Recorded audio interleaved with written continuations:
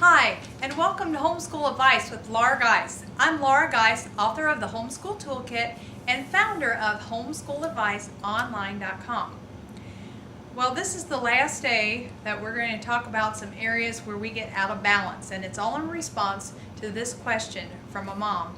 She wrote in and asked, at the end of the day, I am exhausted, but I don't feel like I've accomplished anything. Is something wrong with me?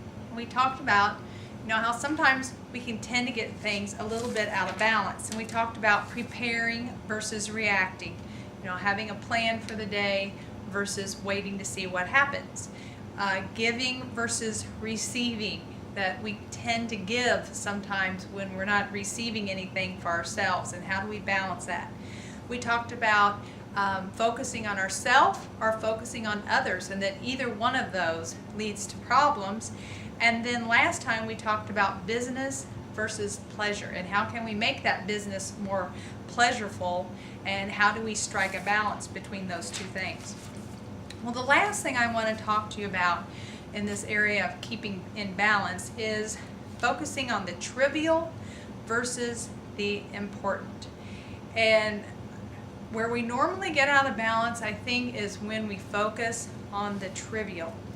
And that's sometimes why we feel we haven't accomplished anything, because it's a lot of little things that don't matter too much in the long run, and that's what we're spending our days working on, and it makes us feel like, yeah, we haven't accomplished anything. So it's a difference between being busy and being productive. So let me give you 3 tips on how to feel more productive, or how to focus on the important things. So the first tip is to begin with the end in mind. Think of the, what do you want to happen in the end, or the end of the day, the end of the week, the end of the month. And then what are the steps that will take you there? And then work on those little steps each day. And then you can tell that, yes, you're working toward something bigger. Like, let's say you've just moved and you need to find a pediatrician for your family. And you just, I just don't have time to look for a pediatrician, all the hassle, and I'm busy doing this. Why don't you write out a schedule and just call one pediatrician's office a day? Or make a point to call someone from church who has children and ask them who their pediatrician is, or can they recommend someone.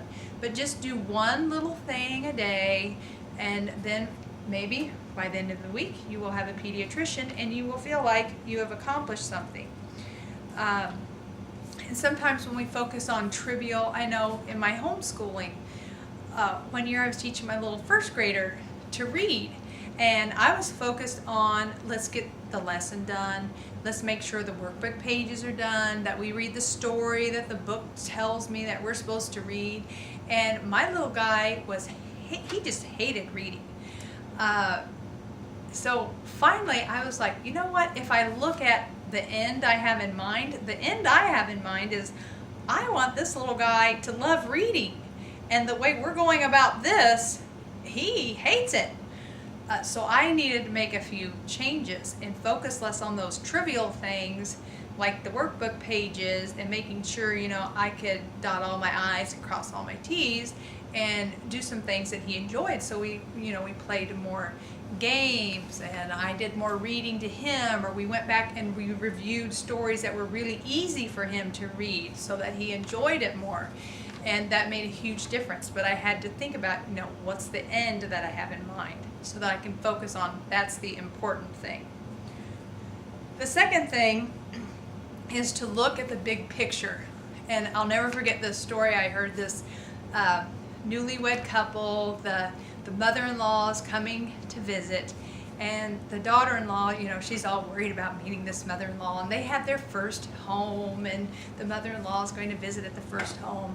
So this daughter-in-law spends a whole day cleaning the oven in her kitchen. I mean, the oven is sparkling. But the mother-in-law arrives, and she doesn't even notice that the oven's clean, because the rest of the house is a wreck, because the mom spent all the time on the oven, and not the mom, but the wife spent all the time on the oven and not cleaning the rest of the house or, fixing a meal for the mother-in-law. So she was definitely focused on the trivial thing and maybe not the most important things. So when you're going through your day, if your preschooler picks out his own clothes and they don't match, that's probably trivial. Unless you're going to get your picture taken or something, that's trivial. What's important is, wow, he's showing a lot of independence. He's trying to get dressed by himself. So encourage that, and don't focus on your clothes don't match. Or a trivial thing would be your son comes in last at his swim meet in an event. My kids swim, so that's an easy thing for me to relate to. The important thing is they finished the event. Maybe it was their first big medley, what do they call it, an IM, where you have to swim all the 4 strokes. When they do that the first time, who cares if they came in last? I mean, they ran the race, so that's the important thing. The trivial thing is what place they came in. The third thing is try to use systems to manage the small things, the trivial things, so that you free up more time and energy for the big things. For example, when my kids are cleaning their room, I found that if I have a chart in their closet and it lists everything they need to do when they clean their rooms. Make the bed, put the toys away, put your clothes in the dirty clothes, dust things off, vacuum the floor, and if they do all those things on that list, then their room is clean. And sure, a clean room is important, but in the grand scheme of things, it's kind of a trivial thing. So I built a system there where that kind of takes care of itself now, so that I can worry about, some other thing that's a little more important. Another example would be like using your plan book. That can seem like a trivial thing, like I don't need a plan book, but if you have everything all in one place and you have your day kind of planned, you don't need to think constantly all day, am I forgetting something? You're not using all your energy on that. You have a system in place, you have it in the plan book, and then you can concentrate on, is what I'm doing here working with this child, or what might I need to change about how I'm trying to teach this thing, rather than focusing on all of the small details of what you're trying to do each day.